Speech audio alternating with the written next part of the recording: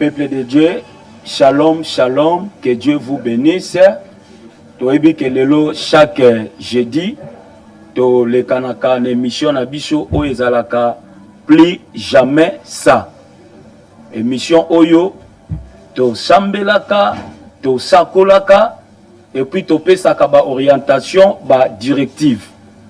Lelo na ye kolobela kaka na titre na biso ya émission plus jamais ça nde exactem oyo tozolobela ngo lelo et puis tozwa temps to sambela lelo nalingi olandanga malam makambo oyo nazoloba na yebike eko toucher motema na yo oko se révolter na kati ya vie na yo et puis oko sala ke pour que o sambela o comprendre que nzambe oyo ondimela azanzambe ya Bible azanzambe oyo asalaka lelo toko tanga na mukanda place ozoko tanga yango oyebi télévision za la katan toza na mukanda ya 1 chronique chapitre na yango 4 toza kaka na verset 9 et puis verset toko suka na 10e donc 1 chronique chapitre na yango 4 verset 9 à 10 tozobeta lisolo ya ndeko moko na kombo ya Jabet. Pourquoi Jabet oyo baye kopesa ye kombo ya Jabet? Landanga malam po osambela na prophète malam. Bible lobi na kati na se ya moi oyo toza eloko asika ezate.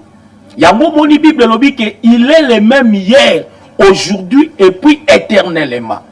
Donc makambo ezomona ngo lelo makambo peut-être ozomona eza ko arriver na kati ya vie na yo eza makambo yo esi esalama eza makambo esi déjà eleka bien aimé yoka mama moko oyo toti kotanga na kombo ya mwana na ye Jabet eloko nini e arrivaki na kati ya vie ya mama oyo Bible lobi mama oyo aye ko se retrouver na mukumba on a kati ya Bible soko yo ki batangi kombo na yo peut-être descendance ya Jacob ya Joseph donc soki batangi kombo na yo c'est-à-dire bozalaki na famille oyo eza reconnue eza renommée eza famille oyo eza na bozwi mais soki omoni babengi kaka femme babengi homme ezolakisa ke circonstance ya miracle ne batangi yo soit femme soit homme awa pe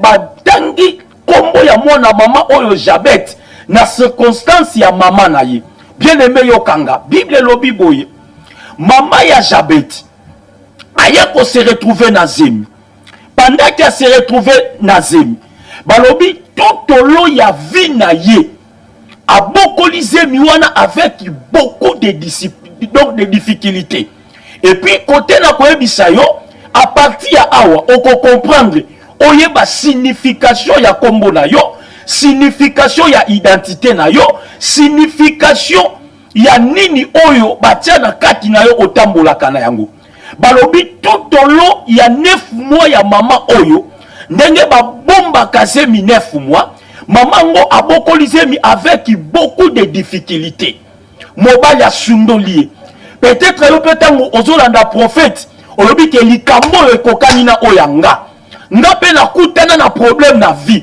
na lingaka mobali wana mingi na pesaka ye espoir mais tangu na komi kaka na zemi lelo asundolanga bien aimé mama opa kutani na ka oyo vike akutani na ba difficulté balobi tout olo ya vie na ye azosala laeti na pasi azobokola zemi na ye na pasi mama tali vie ya ba douleur oyo aye ko commettre na kati ya 9 mois na zemi ya mwana oyo Jabet mama tala lobi non il fallait na pesa mwana oyo kombo ekokana na souffrance na ba difficulté oyo mwana moni na zemi ya Jabet ya yoka peut-être tu ozolandanga yo pokutana na makambo na kati na vie na yo lelo vie na yo ozo vivre eza vie na yo te bazwa peut-être vie na yo ba chanza yango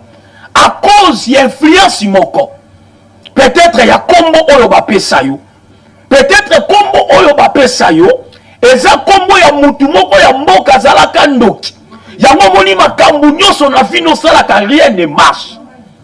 Peut-être combo oyo bapesa yo elakisa kombo moko ezalaki reine moko azalaki mobulu yango lelo komprenaka te vie ya kindumba etikaka yo te. Mais na kopesa lelo ba orientation et puis okosambela nazopambola nzambe parce que batu nyonso bazosambela na prophète bazozwa ba solution sur place. Koto zolandanga banda ko se révolter mama ye kotala lokola mwana oyo aye na avec beaucoup de souffrance aye kobota mwana tango aboti mwana alobi nzambe na ba conséquence na moni yango mwana oyo abimi o babengaka mwana moko azanga papa donc mama ye moko papa mama ye moko mama na douleur wana aye kopesa mwana kombo ya Jabet.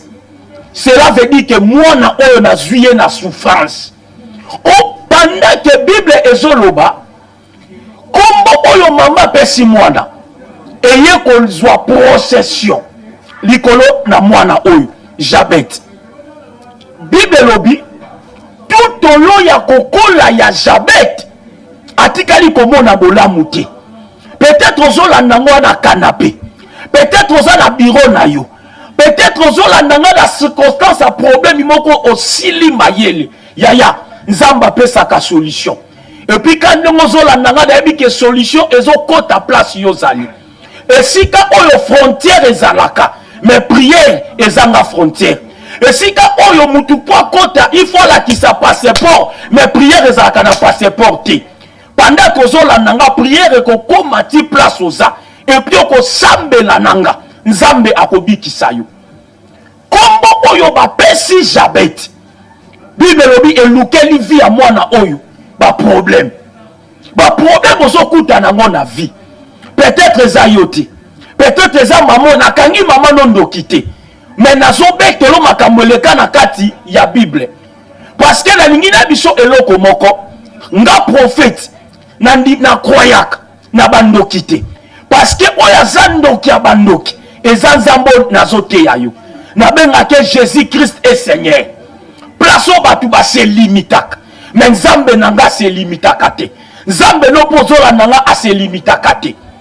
Bible lobi kombo ya Jabet elandi vi na ye mobimba kombo nini bapesa yo signification ya kombo ne laksaka nini peut-être place ozolandanga banda kosala ba recherche kombo bapesanga peut-être ndoi o bapesaka nga ya ndoi wana peut-être asalaka vi moko ya kimoyibi yo pe lelo vi wana elanda yo peut-être kombo ya ndoi oyo bapesa yo na musala wana kotaka bomaka mutu yo pe na musala ekomi kotindo kende kosimba kisi po la protection ovanda tika na ebisa yo ndenge zolandanga ka sikoyo eyana makambo ezosalama na prière oto kosala na yo oko se révolter na kobetelo eloko nini esalaki Jabet a se révolter na makambo ekomelaki na vie place oza ploba na ngamen yaya yoka Bible lobi boyi Jabet atali batu nyonso na botama na bango amoni ba changement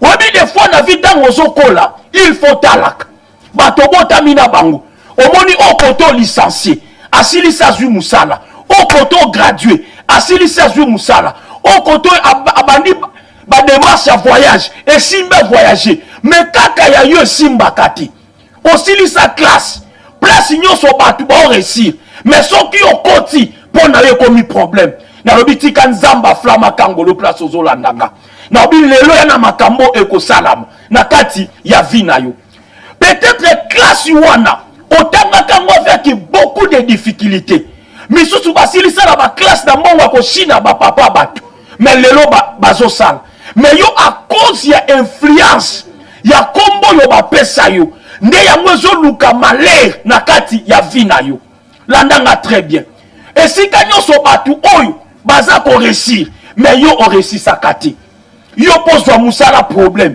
yo pobota problème santene koma lelo tension, lobi kuna kyste, lobi kuna opération, lobi kuna mutu, lobi kuna misu, lobi kuna makolo.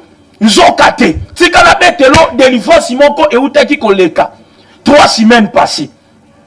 Maman moko aye na bureau ya prophète.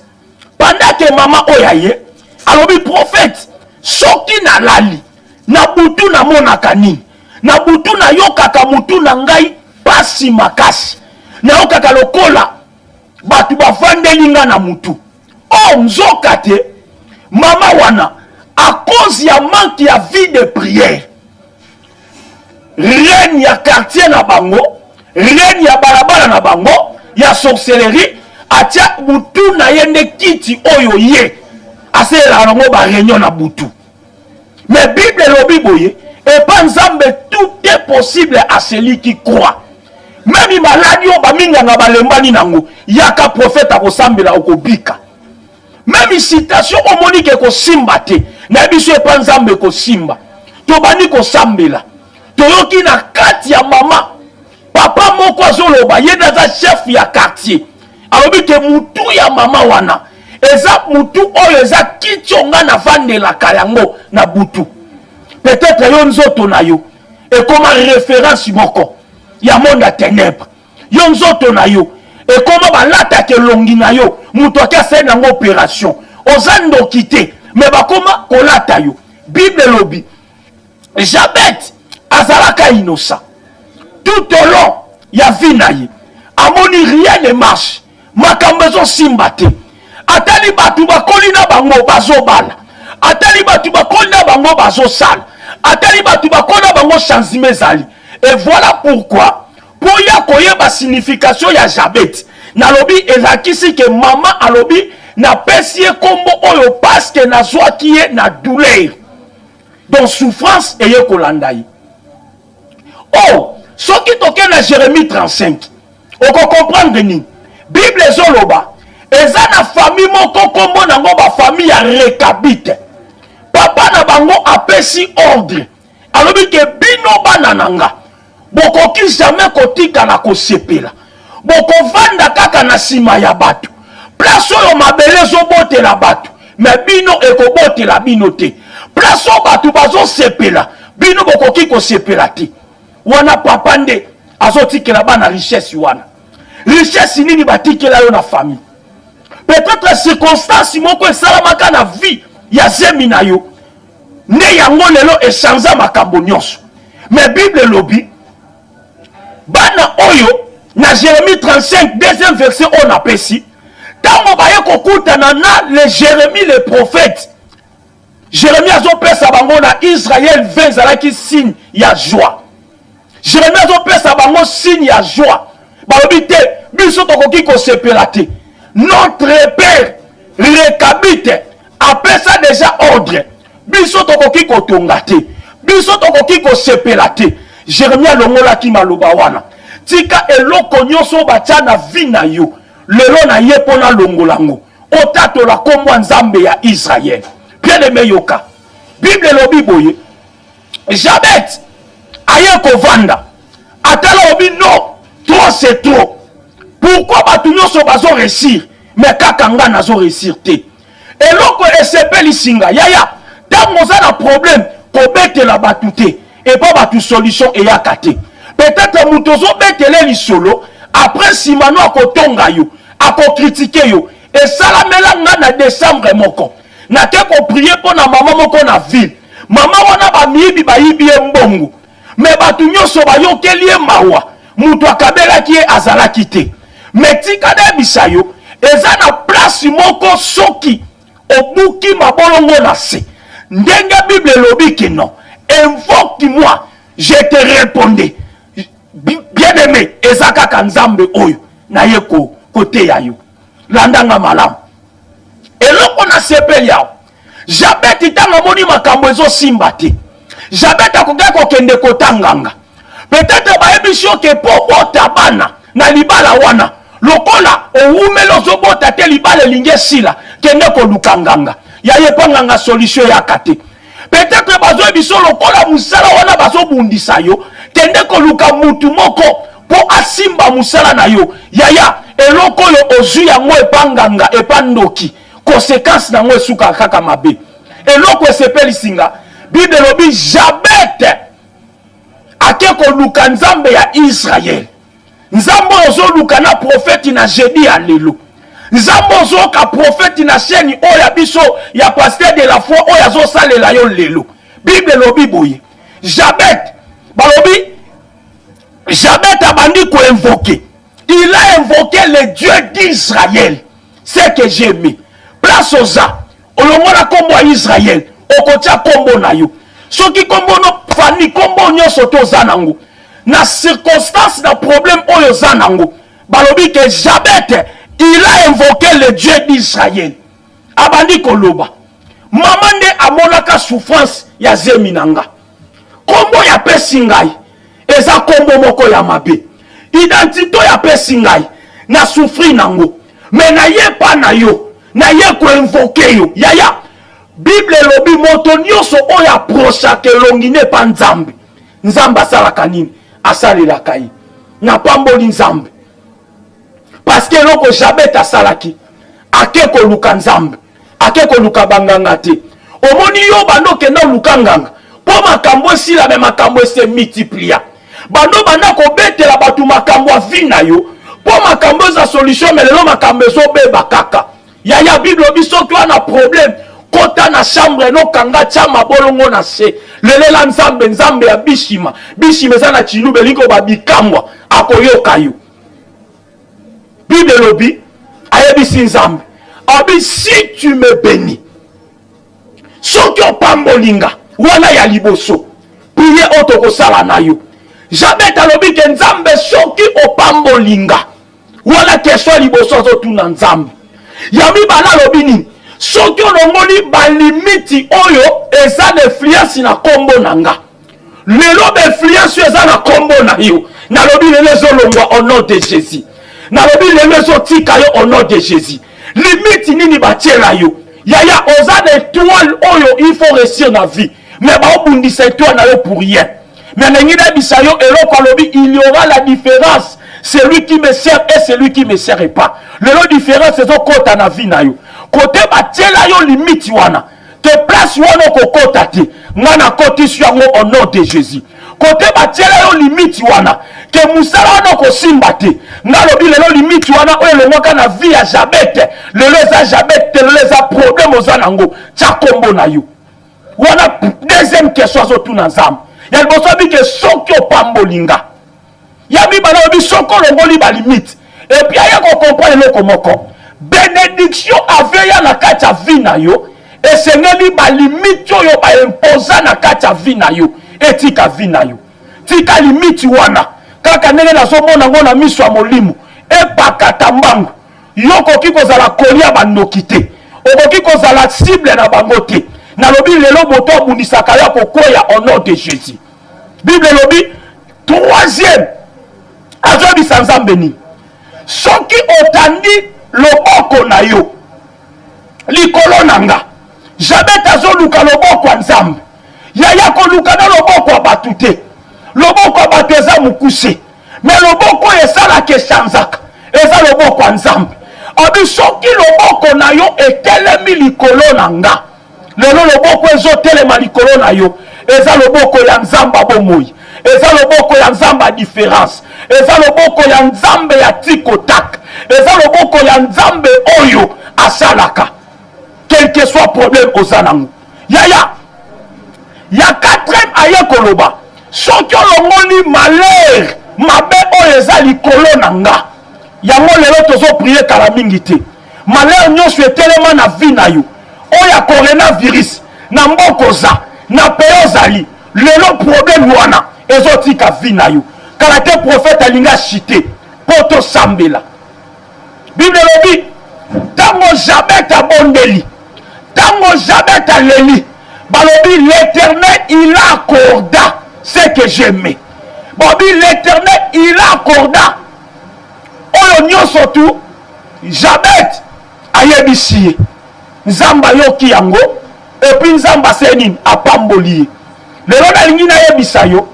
limite ya vie na yo ezolongwa eloko baloba na kati ya vie na yo ezolongwa epi nzambe akopambola yo nayebi ke place oza peut-être ozobanga na citation toza na yango ya coronavirus ozoyeba te bandeko no libanda eske kozwa bango te kozwa te ozoyeba te yo moko ekokomela te ekokoma te me tika nzambe prophète flama yebisa yo kobanga eloko te na prophétisaki nabaki mwana nzambe nyonso tu eloko babengi kombo malade euti na maboko ya bato ekokoma na kati ya nzoto na yo te ekokoma na kati ya libota na yo te epi ekomona yo te wana eza maloba prophète alobaki epi bato nyonso nalobaki nabaki atozwi yango na ndako soko hôpital befliance wana ekosala nde koboma yo tia mabolongo na se bondela zwa mai nasambela mpo nango bato bazobenga bazobika bible elobi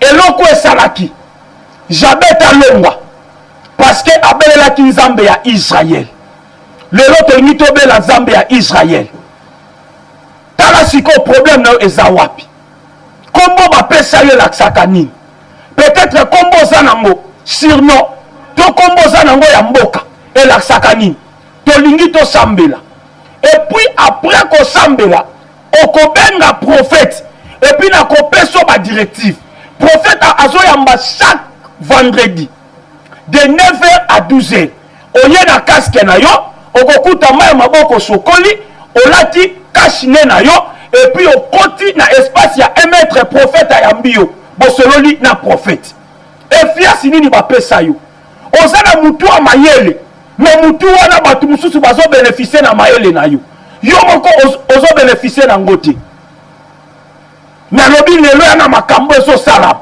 na prière oyo tozosala na plus jamais ça eloko na sepeli jamais talobi ke plus jamais ça ne kombo mama apesanga na identité oyo balatisanga jamais talobi plus jamais ça lelo place oza loba plus jamais ça na citation oyo oyo baloba na kati ya vie nanga oyo basala na kati ya bomoi nanga loba plus jamais ça tolingi tosambela awa place ozali zwa bouteille no ya mai tozwa kopo no ya mai simba yango après prière oyo na kosala mama soki baloba kozoleka na opération meka komela mai oyo nalobi nzambe akobikiso so bande kozelolela na mosala nalobi meka komela mai oyo nazosambela place oza mosala wana bango nde bakolongwa yo kotikala soki balobake na kati ya vino bazelo kufa na coronavirus nalobi ke yo kokufa te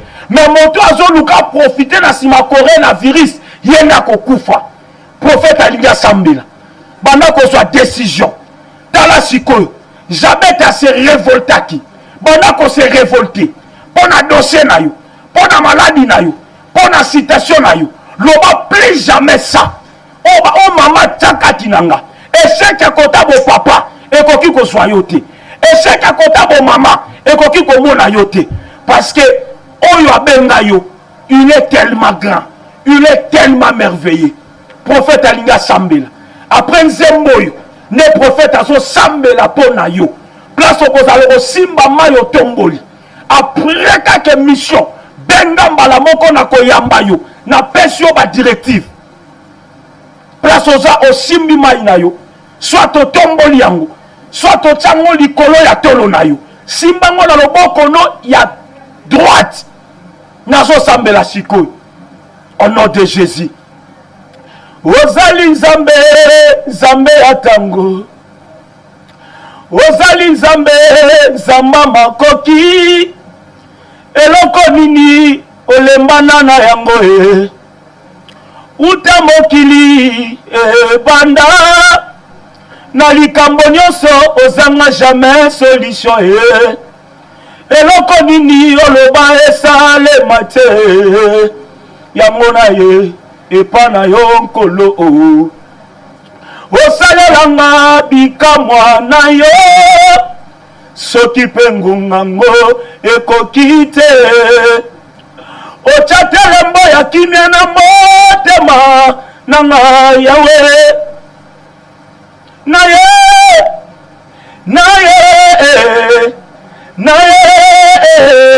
o Yesu yamba na nzembo oyo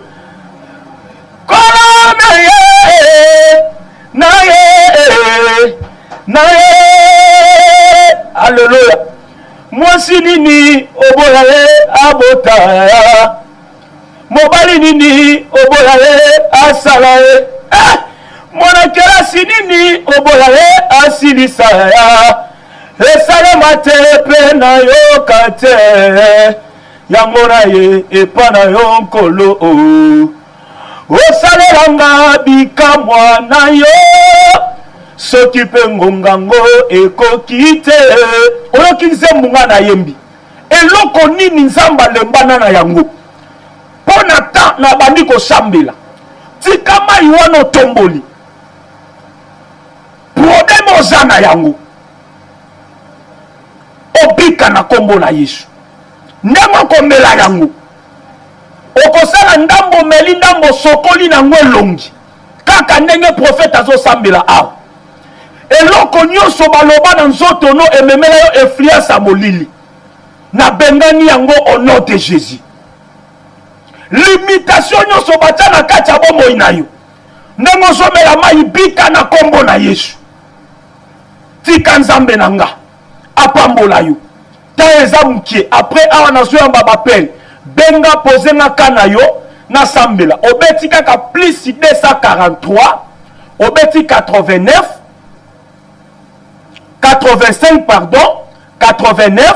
56. 541. Plus 243. 85. 89. 56. 541. Wana soko bengi ozwi prophète ye moko.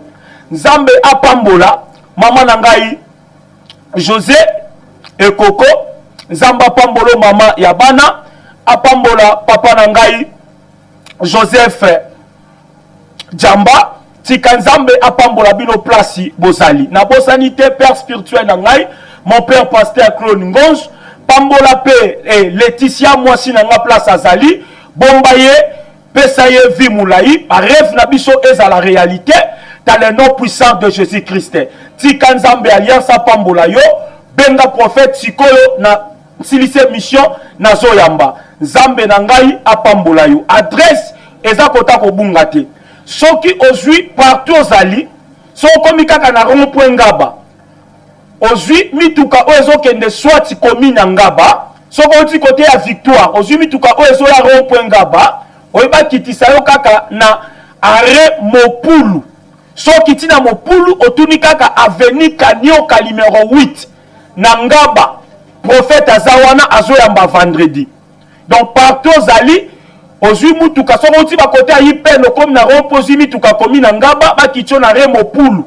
Arrêt Mopulu otuni avenue Kanyoka numéro 8. So koza ba côté ya Victoire ozo mituka na Victoire ba kitisio na arrêt Mopulu. Otuni avenue Kanyoka numéro 8 bakolakisa yo prophète aza vendredi banda 8h ti 12h ti kanzambe apambola yo pambola régie batomale lopesi biso bavina bango ezala musika nzambe mema bango penza musika ezala chaîne moko numéro 1 na monde entier na kombo na Yesu amen.